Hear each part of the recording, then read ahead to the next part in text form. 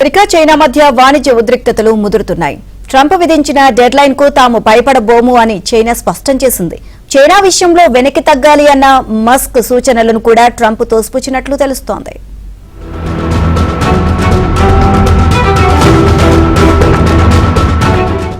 America China మధ్య వాణిజ్య యుద్ధం మరింత ముదిరేలా ఉంది. అమెరికా ప్రతీకార సుంకాల నేపథ్యంలో ఆ దేశం నుంచి దిగుమతయ్యే వస్తువులపై 34% అదనపు సుంకం విధించాలన్న చైనా నిర్ణయంపై ట్రంప్ మండిపడుతున్నారు. ఏప్రిల్ 8లోగా డ్రాగన్ తన నిర్ణయాన్ని వెనక్కి తీసుకోవాలని సూచించారు. లేదంటే ఏప్రిల్ 9 నుంచే 50% ప్రతీకార సుంకాలు విధిస్తామని హెచ్చరించారు. ఆ దేశంతో చర్చలు కూడా నిలిపివేస్తామని తేల్చి చెప్పారు. అయితే ట్రంప్ హెచ్చరికలపై చైనా ఘాటుగా స్పందించింది. ట్రంప్ తప్పు మీద తప్పు చేస్తున్నారంటూ మండిపడింది.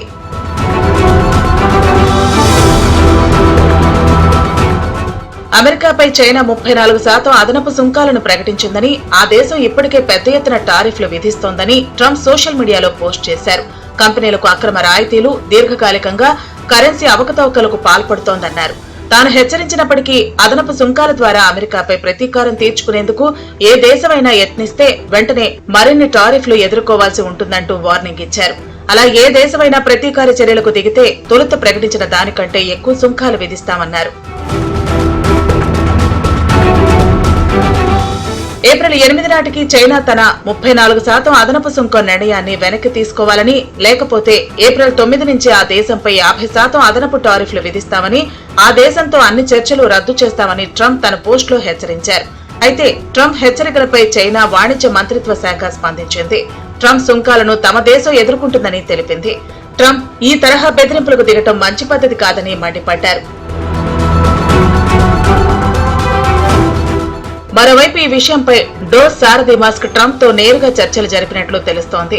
చైనా టారిఫ్లపై వెనక్కి తగ్గాలని అధ్యక్షుడు ట్రంప్ నకు సూచించినట్లు సమాచారం. అయితే అవి విఫలమైనట్లు తెలుస్తోంది. అయితే ట్రంప్ ప్రకటించిన టారిఫ్లపై మస్క్ ఇప్పటి వరకు తన అభిప్రాయాన్ని పంచుకోలేదు. అయితే ఇటీవల ఆయన ఎక్స్ వేదికగా ఒక వీడియోను పంచుకున్నారు.